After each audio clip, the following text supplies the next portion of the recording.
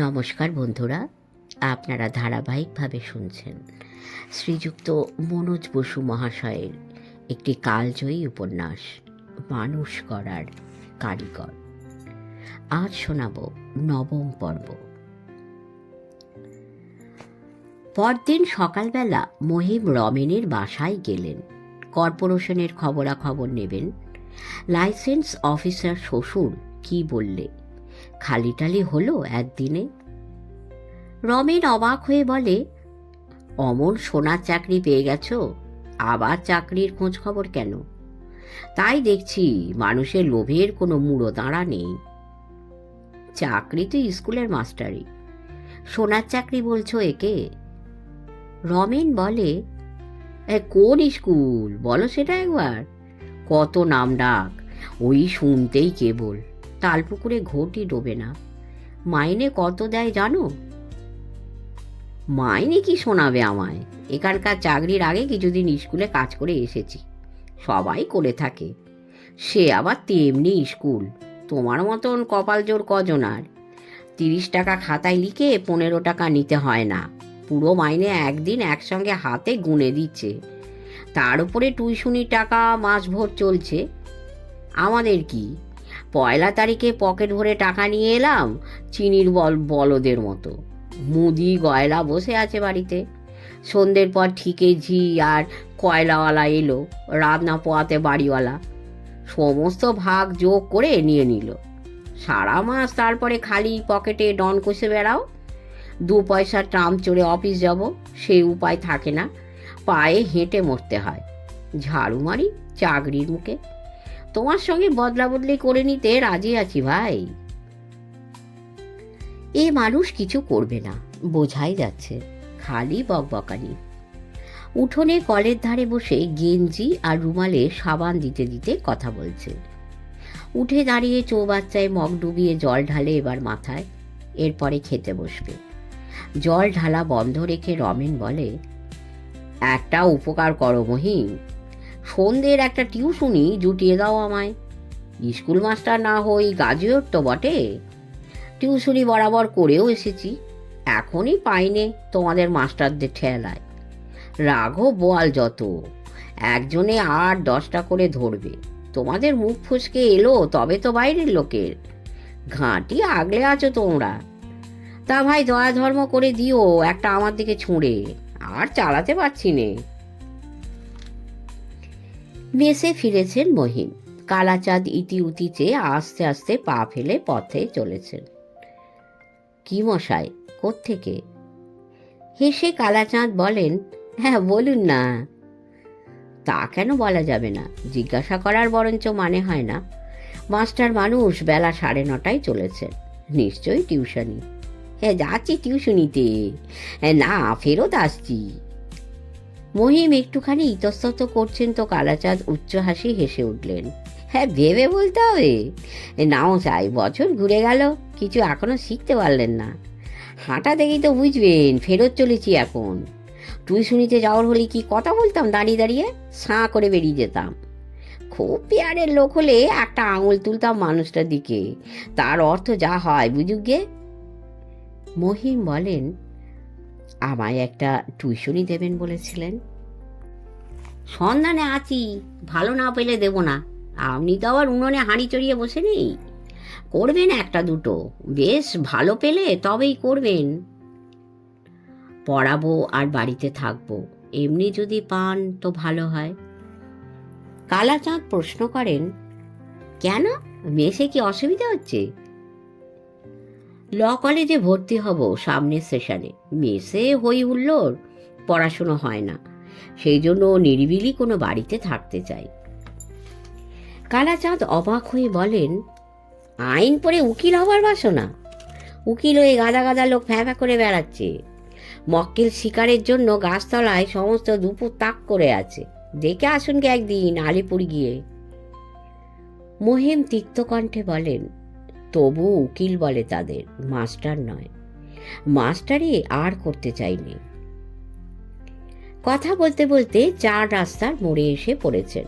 কালাচাঁদ বলেন, বাড়ি থাকলে যা খাটিয়ে নেয়, তখন আর টাইম আদা রইল না তো।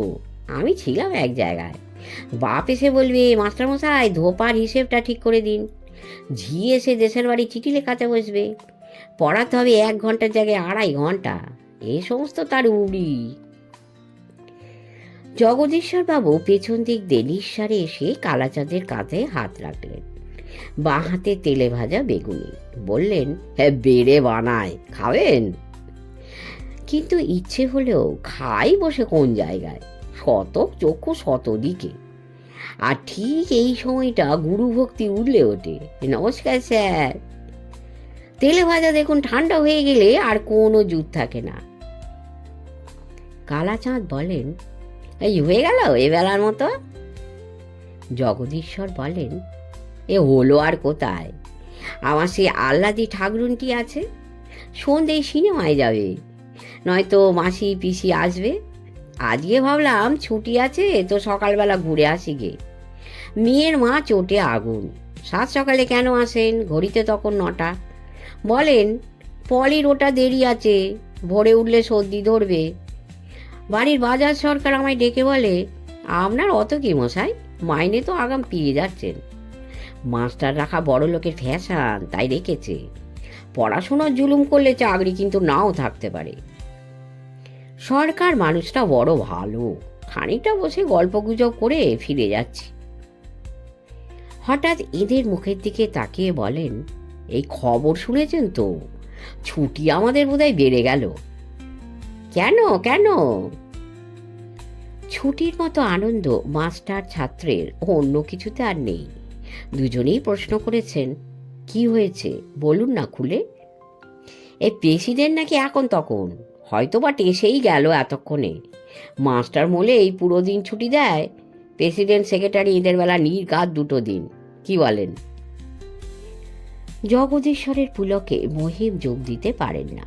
উপকারী মানুষ প্রভাত পালিত, স্কুলে চাকরি তাঁরই দৌলতে। বলেন, কাল পার্কে এসে সভা করলেন, এর মধ্যে হঠাৎ কি হলো?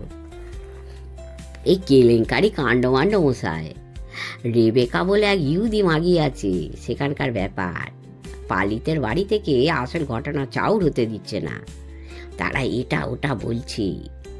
আমার ছাত্রীর বাড়ি আর প্রেসিডেন্টের বাড়ি একেবারে পাশাপাশি তো, ওরা সব জানেন। সরকার সমস্ত বলল আমায়। শনিবারের কোট করে প্রভাত পালিত কোথায় নিরুদ্দেশ হতেন, সে রহস্য মহিম এতদিন পরে জানলেন। যেতেন করেয়া রোডে রেবেকার বাড়ি, সেখান থেকে কখনো বা হাওড়ার পুল পার হয়ে চন্দননগরে, গঙ্গার ধারে কোনো এক বাগান বাড়িতে। বাড়ি ছেলে পুলে লোকজন সবাই জানে, গিয়েও মানুষ বলে এতবার যাতায়াত সত্ত্বেও মহিম কিচ্ছু জানতেন না। প্রভাতের স্ত্রী অনেক দিন গত হয়েছেন, দিন রাত্রির এই খাটুনি, এত রোজগার, এমন নামডাক, সপ্তাহান্তে একটু বিশ্রাম নেবেন, কেউ কিছু মনে করে না এতে। এইবারে কেবল অনিয়ম ঘটল। এক বড় মামলার ব্যাপারে বাইরে থেকে ব্যারিস্টার এসেছেন। শনিবার রাতে তার সঙ্গে কনসালটেশন ছিল। রবিবার বিকালে স্কুলের স্পোর্টসের হাঙ্গামা। বক্তৃতা সেরেই জরুরি কাজের নাম করে ওই যে ছুটলেন। বোঝা যাচ্ছে মন ছটফট করছিল তখন রেবেকার জন্য। ইহুদি মেয়ে রেবেকা, বড় মানুষদের সমাগম সেখানে। দেশের বড় বড় সমস্যার আলোচনা ও সমাধান হয় তার ড্রয়িং রুমে বসে। রেবেকার ভেতর ঘরের বন্দোবস্ত আলাদা। সেই বন্দোবস্ত ক্রমে শনিবারে রাত্রিটা ও পুরো রবিবার প্রভাত পালিতের। প্রভার উপস্থিত না থাকলেও তার দিন ফাঁকা থাকবে, সেটা হয়নি। অন্যায় রাখাল দাসের মামলা এবং তদুপরি সভা সমিতির খবর জেনে নিয়ে রাখাল ঢুকে পড়েছিল। হ্যাঁ, রায় সাহেব রাখাল দাস পুলিশের বড় কর্তাদের একজন। এমনি দুজনে বড় বন্ধু, মোটা দুজনে, ভুঁড়ি উভয়ে, কিন্তু ও জায়গায় খাতেননি। বলতে বলতে সরকার লোকটা হি হি করে হাসে। জগদীশ্বর দুঃখিত হয়ে বলেন, মানুষ মারা যায়, আপনার এরকম হাসি আসে কেমন করে? সরকার বলে, হাসি কি দেখছেন মাস্টারমশাই, কেউ কিছু না বলে তো মালা কিনে প্রভাত পালিতের গলায় পরিয়ে দিয়ে আসি। লোন নেওয়ালা বটে, যা ঘুষোঘুষি হলো 2 বন্ধুর মধ্যে, রাখাল শুনলাম প্রভাতে সারা পেয়ে রেবেকার খাটের নিচে ঢুকে যাচ্ছিল। ভুঁড়িতে বাস সাধলো, ভুঁড়ি থেকে পা অবধি খাটের বাইরে মেঝের ওপর জুতো পেয়ে প্রভাত বেধড়ক পেটাচ্ছে। রেবেকা মাঝে পড়ে টেনে হিজড়ে রাখালকে বের করে দিল। তখন রাখালও আবার শোধ তুলছে। প্রভাত রাখালের হাত দুটো মুচড়ে ভেঙে দিয়েছেন। যে হাত দিয়ে বেত মেরে মেরে সে স্বদেশি ভলেন্টিয়ারদের পিঠের চামড়া তুলে নিত। আর প্রভাতের ওই তো শুনলেন এখন তখন অবস্থা। মরেন তো শহীদ বলে পুজো করব প্রভাতকে। বাড়ির লোকে ঢাকতে গেলে কি হবে, খবর বাতাসে উড়ে উড়ে বেড়াচ্ছে। শোনা কথায় অনেক রং চড়ানো থাকে। বিকেলবেলা মহিম নিজে প্রভাত পালিতের বাড়ি গেলেন। অন্য সময় মানুষজন গম গম করে, আজকে একটা প্রাণীকেও দেখা যায় না, যেন হানা বাড়ি, গা ছমছম করে। অবশেষে পাঁচুলালকে দেখতে পেলেন। কোথা থেকে বেরিয়ে এসে তিনি খিঁচিয়ে ওঠেন, কি দেখতে এসো? এই ক্রিমেটোরিয়ামে নিয়ে গেছে, এতক্ষণে পোড়ানো শেষ, যাও। পরদিন কাগজে বেরোলো প্রবীণ ও সুবিখ্যাত উকিল প্রভাত কুমার পালিত সোমবার বেলা 1টার সময় অকস্মাৎ হৃদযন্ত্রের ক্রিয়া বন্ধ হইয়া পরলোক গমন করিয়াছেন। বহু দেশ হিতকর প্রতিষ্ঠানের সহিত তিনি জড়িত ছিলেন। দাতা ও পরোপকারী বলিয়া তাহার খ্যাতি ছিল, ইত্যাদি ইত্যাদি। স্কুলের সামনে সকাল থেকে ছাত্র শিক্ষক অনেকের আনাগোনা। প্রেসিডেন্টের মৃত্যুর জন্য ছুটির সার্কুলার লটকে দিয়েছে কিনা উদ্যোগী কেউ কেউ ভেতরে ঢুকে বুড়ো দারোয়ানের কাছে জিজ্ঞাসা করে এসেছে। না, সেক্রেটারি বা হেডমাস্টার কেউ কোনো খবর পাঠাননি, চুপচাপ আছেন। স্কুল বন্ধ হবে কিনা বলবার উপায় নেই। কি আশ্চর্য, খবর জানেন না ওরা? সারা অঞ্চল জুড়ে কাল থেকে রসালো কল্পনা জল্পনা। ওরা দুজন কানে ছিপি এঁটে বসে আছেন নাকি? মৃত্যু সংবাদ খবরের কাগজেও দিয়েছে। পরশুদিন তাকে সভাপতি করে বসিয়ে কত মাতামাতি।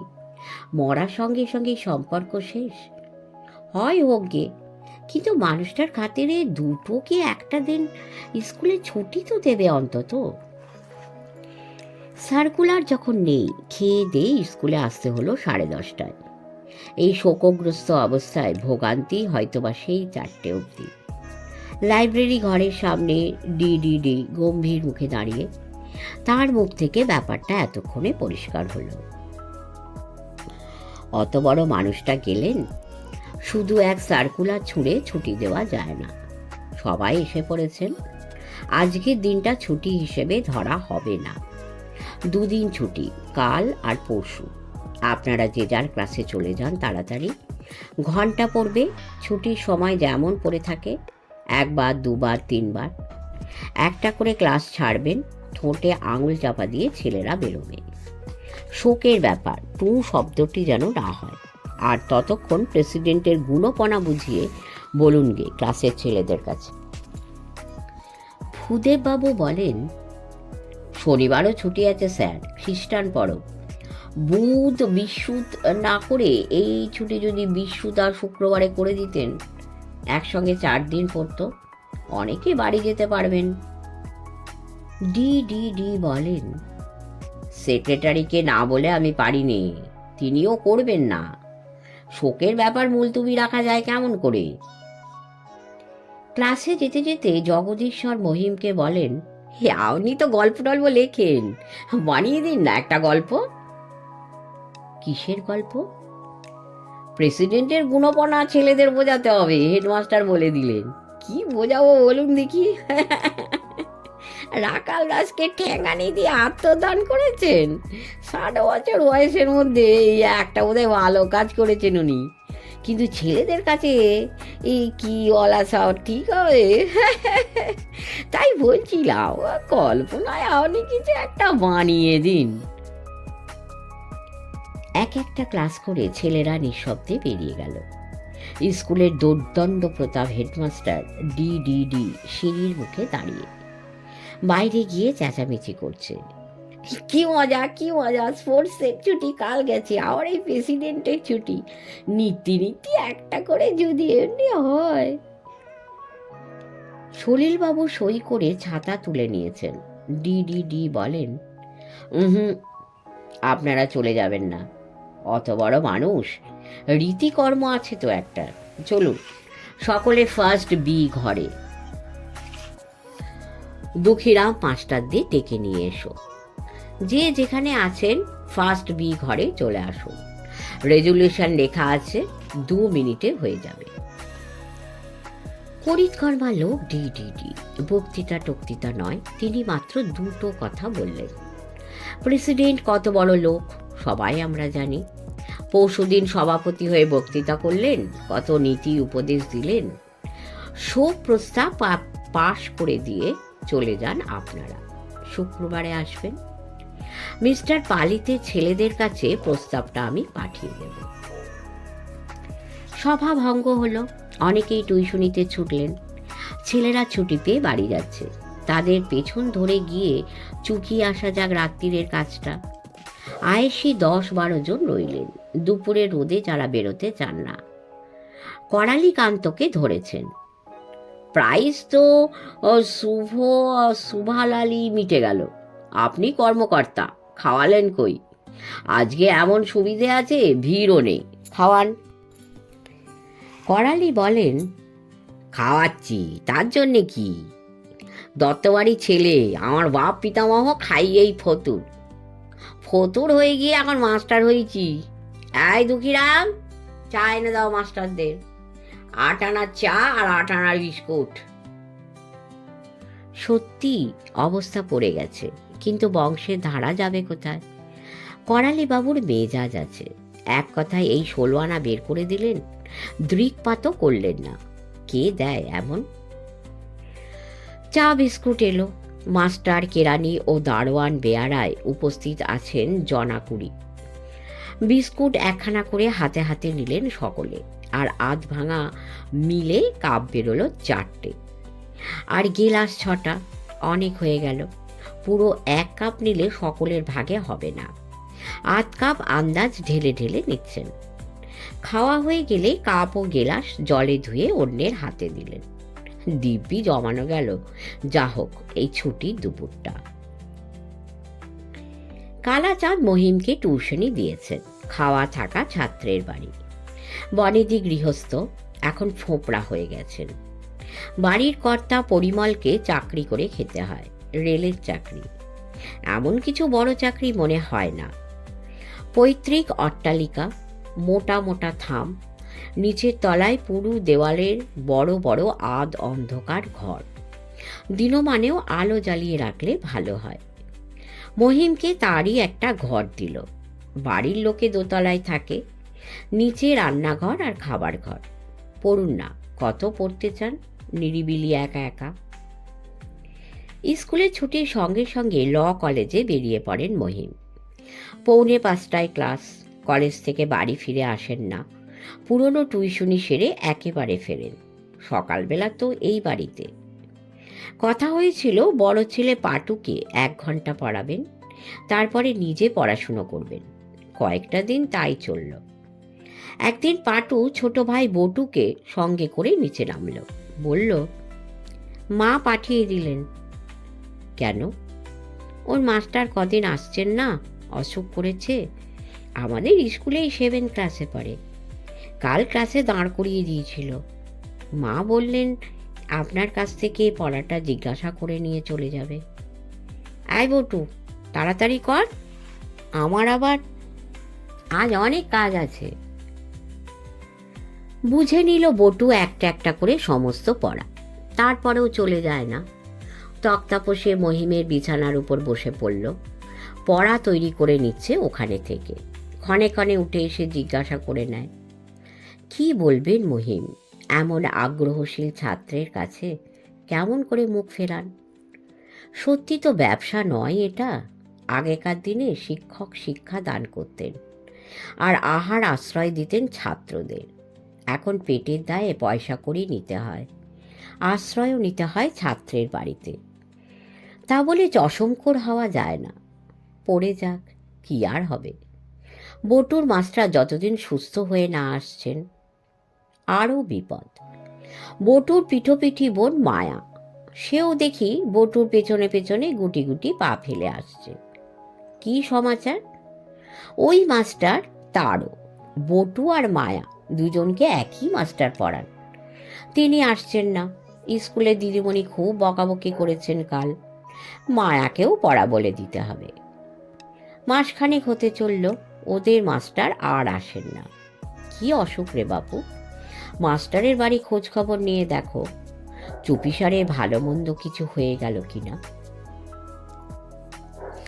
সমস্ত সকালটা এমনিভাবে কেটে যায়। ল কলেজের লেকচার কানে শুনে এলেন, তারপরে বই খুলে একটু যে ঝালিয়ে নেবেন সে ফুরসত মেলে না।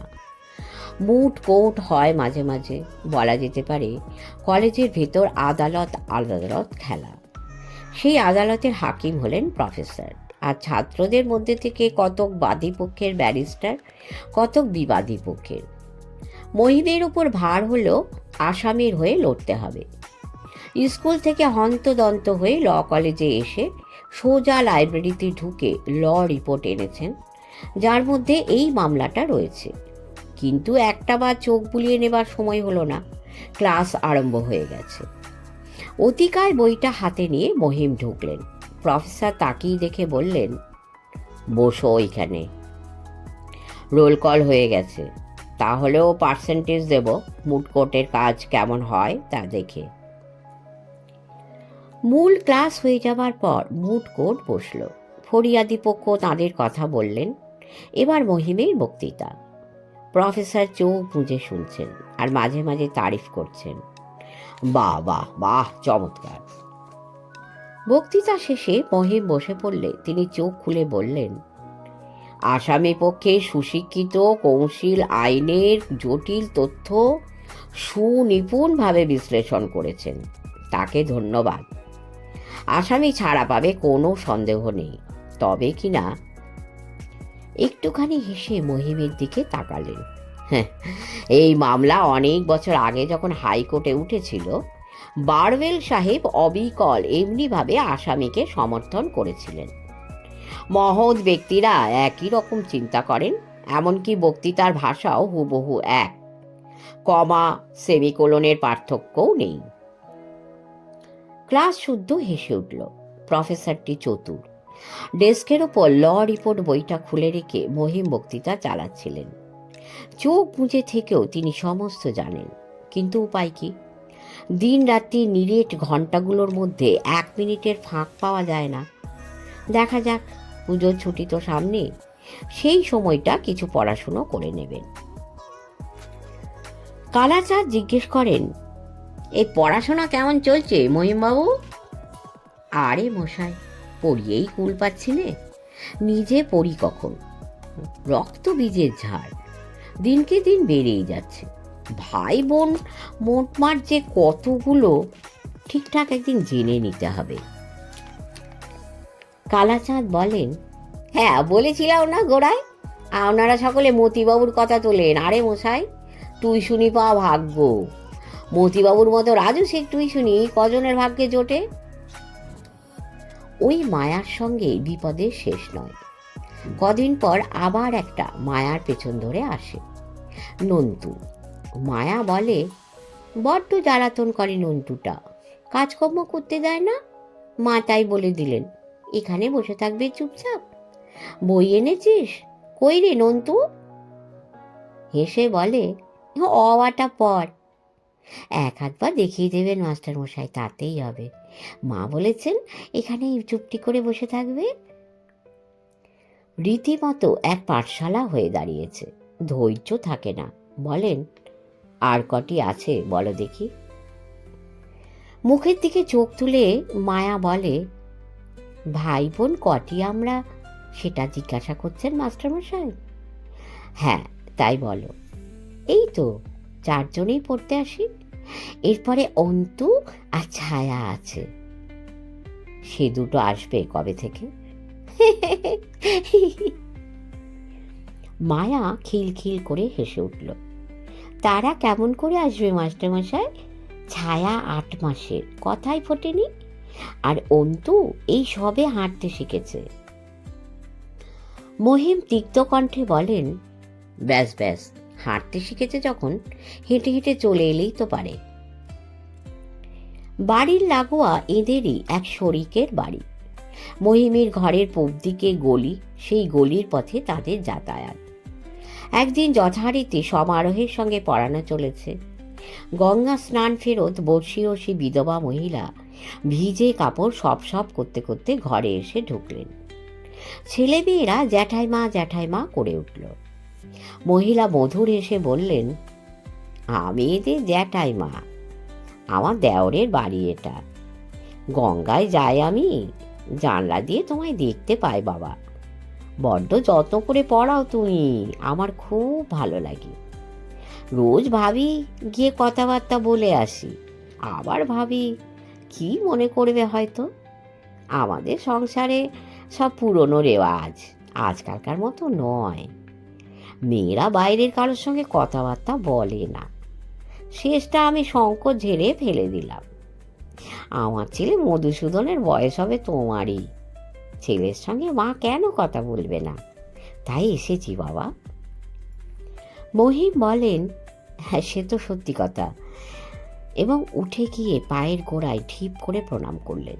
ধবধবে গায়ের রং, যেন অন্নপূর্ণা ঠাকুর, বনেদি বাড়ির ছাপ সর্বাঙ্গে। এইবারে আসল কথা পারলেন তিনি। আমার মেয়ে মঞ্জুরানীকে তুমি পড়াও, বড্ড ভালো পড়ানো তোমার। মাস্টার পড়াতো, যেমন বজ্জাত তেমনি ফাঁকিবাজ, সেটাকে দূর করে দিয়েছি। মেয়ে ম্যাট্রিক দেবে এইবার। ম্যাট্রিক দিচ্ছে সেই মেয়ে, তার মতন ছোকরা বয়সী একজনের কাছে পড়বে? অস্বস্তি লাগে মহিমের। বলেন, এই আগে সময় তো নেই, এই দেখুন সকালবেলাটা যাই এদের নিয়ে, সন্ধেই আবার ল কলেজে যাই। জ্যাঠাইমা বলেন, আমার ছেলেও ল কলেজে গিয়েছিল কিছুদিন, সে তো বেশি সময়ের ব্যাপার নয়। কলেজের পরে কি করো তুমি? বলবার ইচ্ছা ছিল না যে বাইরে আরও টিউশনি করে বেড়ান, কিন্তু কথার বড়শি দিয়ে যেন টেনে বের করলেন জ্যাঠাইমা। বললেন, সেইটে ছেড়ে দিয়ে আমার মঞ্জুরানীকে পড়াও। ছুটোছুটি করে বেড়াতে হবে না, এক জায়গায় হয়ে গেল, গলির মধ্যে এই বাড়িরই লাগোয়া। মহিম বলেন, অনেক দিনের পুরনো ঘর কিনা, তাই ভাবছি। পুজোতে এসে গেল, নিজের পড়াশোনার জন্য থাকতে হবে কলকাতায়, ছুটির মধ্যে দুপুরবেলার দিকে সাহায্য করতে পারি। ছাড়া না ছাড়া ছুটির পর ভাবা যাবে। জ্যাঠাইমা বলেন, এরা সব বাইরে যাবে পুজোয়।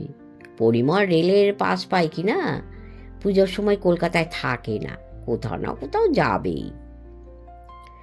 পাটও উঠে বলল, এই চুনারে যাচ্ছি এবার আমরা, শেরশার ফোর্ট আছে গঙ্গার উপর।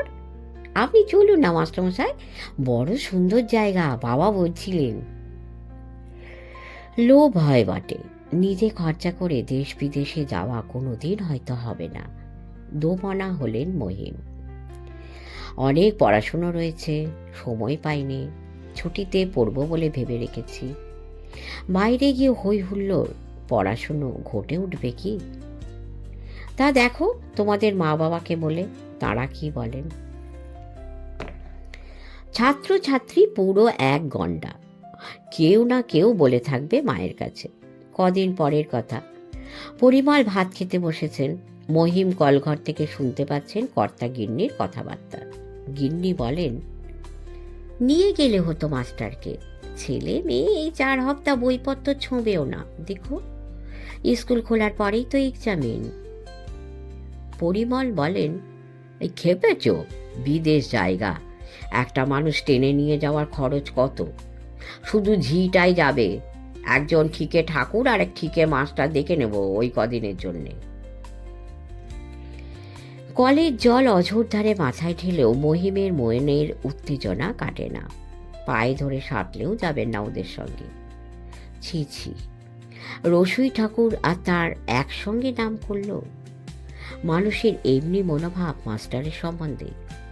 টাকা দেয় না মাস্টারকে, কিন্তু তার চেয়েও বড় দুঃখ, সম্মানটুকুও দেয় না।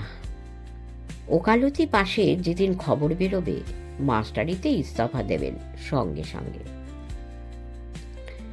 মহালয়ার আগের দিন সন্ধেবেলা পরিমলরা রওনা হয়ে গেলেন। বাড়ি ফাঁকা, ঠাকুরকে ছুটি দিয়ে গেছেন, শুধু পুরনো চাকরটা আছে। কোনো গতিকে সে নিজের মতন দুটো চাল ফুটিয়ে নেয়। মহিম মেসে গিয়ে খেয়ে আসেন দুবেলা, আইনের বইটই খুলে নিয়েছেন। জ্যাঠাইমা পরদিনই এসে পড়লেন। কই বাবা, কথা দিয়েছিলে যে? মহিম বলেন, এবাড়ির এরা নেই যখন সকালবেলায় একবার গিয়ে পড়িয়ে আসবো, কাল থেকেই যাব। কাল কেন বাবা, এখনই চলো না আমার সঙ্গে। পড়া টড়া নয়, আজকে আলাপ করে আসবে। অফিসে ছুটি, আমার ছেলে মধুও বাড়ি আছে। গেলেন মহিম। জ্যাঠাইমা তাকে একেবারে দোতলায় নিয়ে তুললেন। পরিমলের বাড়ি এতদিনের মধ্যে কেউ তাকে দোতলায় ডাকেনি। ছবি, সোফা, ফুলদানিতে সাজানো চমৎকার ঘর। ছুটির দিন হলেও মধুসূদন বাড়ি থাকে না, ছিপ বড়শি নিয়ে মাছ ধরতে যায়। জ্যাঠাইমা হেসে বলেন, কি যে নেশা বাপু, সমস্তটা দিন রোদে পুড়ে বৃষ্টিতে ভিজে সন্ধ্যাবেলা খালি হাতে বাড়ি ফিরে আসে। মধুসূদন বলে, মিছে কথা বলো না মা মাস্টারের কাছে, মাছ আনেনি বুঝি কোনোদিন? আনবে না কেন, বাজার থেকে কিনে এনেছিলে, আমরা টের পাইনি বুঝি? হ্যাঁ, হাত গুনে তুমি সব টের পাও না? হ্যাঁ বলো মা। হাত গুনতে কেন হবে রে? বরফ দেওয়া চালানি মাছ আর পুকুর থেকে তোমার ছিপে উঠে আসা, কান কৌচু করলেই তো টের পাওয়া যায়। বেশি কথা বলার সময় নেই এখন মধুসূদনের। হাসতে হাসতে সে বেরিয়ে গেল। বেশ সংসার। মায়ের ছেলের হাসাহাসি হলো, কেমন সমবয়সীর মতো। কিন্তু মাস্টারমশাই বলল মহিম সম্বন্ধে, এইটে বড় বিশ্রী। চেহারায় সত্যি কি মাস্টারের ছাপ পড়ে গেছে এই বয়সে? তার যেন আলাদা কোনো নাম নেই। Master master master. খাঁটি কলকাতাইয়া, কেউ কেউ আবার উচ্চারণ করে ম্যাস্টার। শুনলে গা বমি বমি করে। ওদিকে মেয়েকে ডাকছেন জ্যাঠাইমা। মঞ্জু, আসছিস নি কেন? হ্যাঁ, লজ্জার কি হলো? যার কাছে পড়বি তাকে লজ্জা করলে কি চলে মা? চলে আয়। মাস্টার মশাই বলে জ্যাঠাইমা উল্লেখ করেননি এবার। মঞ্জু রানী এলো। রানীই বটে, জ্যাঠাইমার গর্ভের মেয়ে, সে আর বলে দিতে হয় না। ম্যাট্রিক দেবে, বছর 16 বয়স হওয়া উচিত, কিন্তু বাড়ন্ত গড়নের বলে 20 ছাড়িয়ে গেছে বলে মনে হয়। ঘর যেন আলো হয়ে গেল রূপে। মহিম বলেন, কোন স্কুলে পড়া হয়? এরকম রূপবতী বড় ঘরের মেয়ের সঙ্গে কথাবার্তা এই প্রথম। তুমি মুখে আসে না, অথচ ছাত্রীকে আপনি বলাই বা যায় কেমন করে? জ্যাঠাইমা বলেন, চারটি খেয়ে যেও বাবা। মহিম আমতা আমতা করে, হ্যাঁ না না, খাওয়া আবার কি জন্যে? মেসে গিয়ে খাও তুমি, আমি জানি। তার দরকার নেই, এরা যতদিন না ফিরছে দুবেলায় এখানেই খাবে। মেসের সঙ্গে বন্দোবস্ত হয়েছে 1 মাসের মতো। মানা করে এসো, আমার দেওর পরিমলের বাড়ি খেতে পারো, আর আমার বাড়ি খেলে কি জাত যাবে? সঙ্গে সঙ্গে প্রশ্ন করেন, কি জাত তোমার বাবা? সেন উপাধি বদ্যির হয়, আবার কায়স্তরও হয় কি না? আমরাও কায়স্ত। তবে তো সজাত আমরা। আমার হাতে রান্না নিরামিষ তরকারি পাতে দিতে পারবো। আসছি আমি, তোমরা কথাবার্তা বলো, একেবারে খেয়ে যাবে এখান থেকে। মহিম তাড়াতাড়ি বলেন, আগে আমার চান টান হয়নি। চান ঘর এ বাড়িতেও আছে বাছা। আচ্ছা, চান করে এসো ও বাড়ি থেকে, বেশি দেরি করো না। বাপরে বাপ, কি আয়োজন! কতগুলো তরকারি, থালা ঘিরে গোল করে সাজানো। খাওয়ার সময়টা জ্যাঠাইমা সর্বক্ষণ বসে এটা খাও ওটা খাও করেন। বেশি আদর যত্নে মহিমের অসুবিধে লাগে, কিন্তু মুখ ফুটে বলাও যায় না কিছু। শ্যামা পূজা এসে পড়ল। ফটফট আওয়াজে বাজি ফুটতে শুরু হয়েছে রাস্তাঘাটে। শ্যামা পূজার আগের দিন পরিমলরা সব এসে পড়লেন। স্কুলে এখনো ছুটি আছে, ছুটি চলবে জগদ্ধাত্রী পুজো অবধি। মা বড্ড চিঠি দিচ্ছেন, দেশে যাবে এইবার এ কদিনের জন্য। সত্যিই তো, একমাত্র ছেলে, ছেলেকে দেখতে ইচ্ছে হবে না মায়ের? বড় বোন সুধাও আর আলতাপোলে থাকতে পারছে না। তার ভাসুর তারক কর্মশয়ের সংসার অচল। তিনি তাকে বেহালার বাসায় নিয়ে আসবেন। মা তখন একেবারে একা, তারও একটা বন্দোবস্ত করে আসতে হবে। মঞ্জুর মা খুঁটিয়ে খুঁটিয়ে সংসারে যাবতীয় খবরাখবর নেন।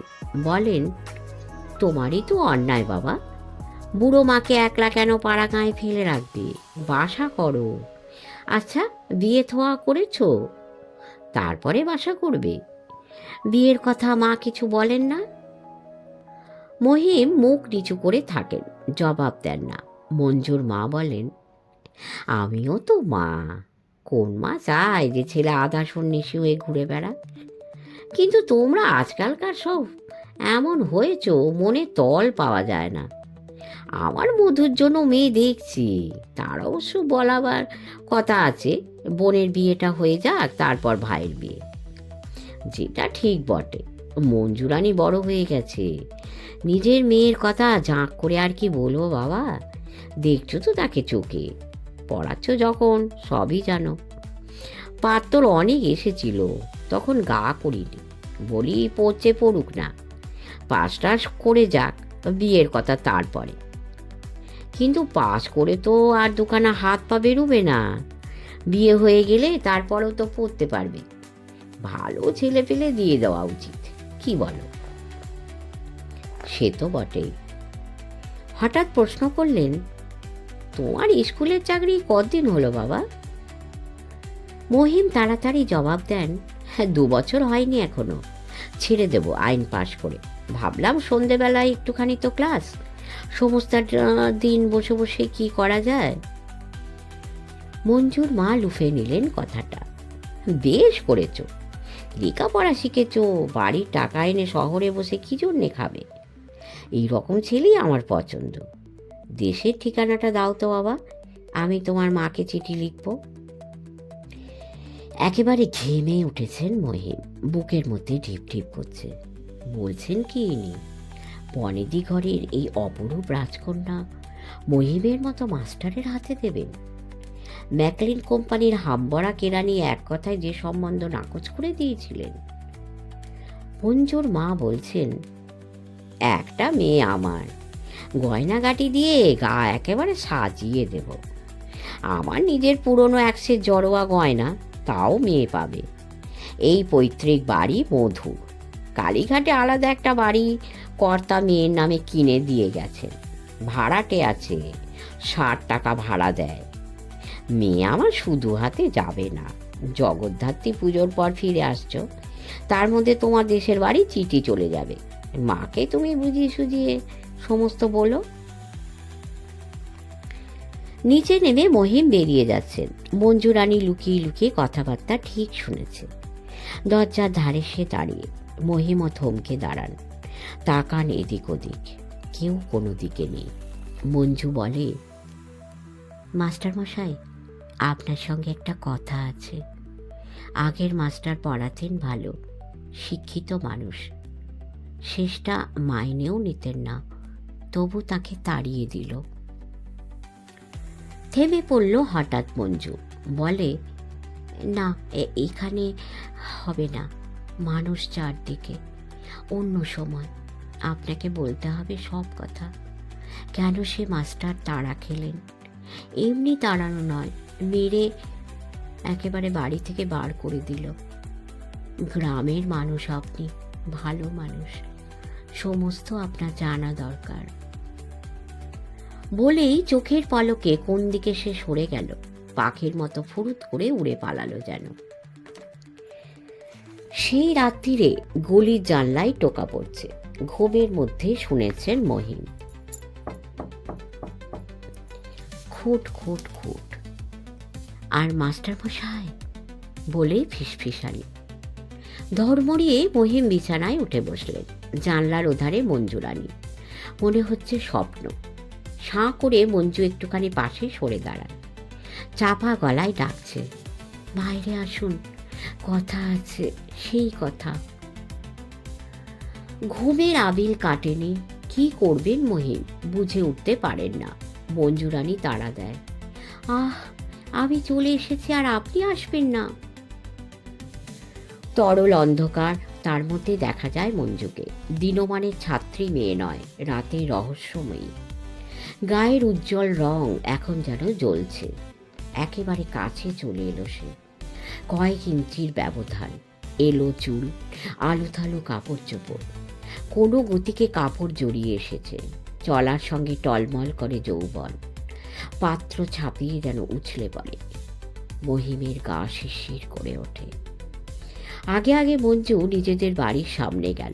দরজা ভেজানো, নরম হাতে নিঃসারে খুলে ফেলল। এক পা ভেতরে গিয়ে দরজা ধরে ডাকে, আসুন।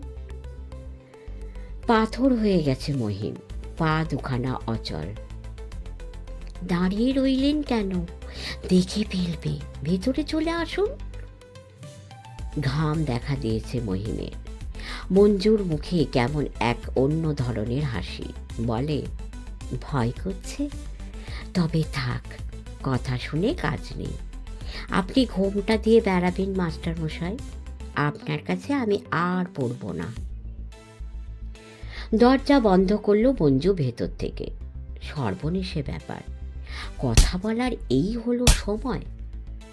তাড়াতাড়ি মহিম ঘরে এসে শুয়ে পড়লেন বিছানায়। ভালো করলেন কি মন্দ করলেন ভাবছেন, ঘুম আসছে না। এপাশ ওপাশ করেন, সারা দেহে যেন অগ্নি জ্বালা। কি কথা ছিল ওই রানীর মতো মেয়েটার? কোন এক গূঢ় বেদনা, যা স্ত্রী হতে যাচ্ছে। মনের গোপন কথা তার কাছে খুলে বলতে চেয়েছিল। মহিম ভয় পেয়ে গেলেন। কলঙ্কের ভয়, ওর ওই উজ্জ্বল উজ্জ্বল যৌবনের ভয়। শৈশব, বাঁধা ধরা রীতিনীতির মধ্যে অভ্যস্ত জীবন, তার বাইরে পা বাড়াতে পারেন না মানুষটি। আজকের মতো শেষ করলাম। নবম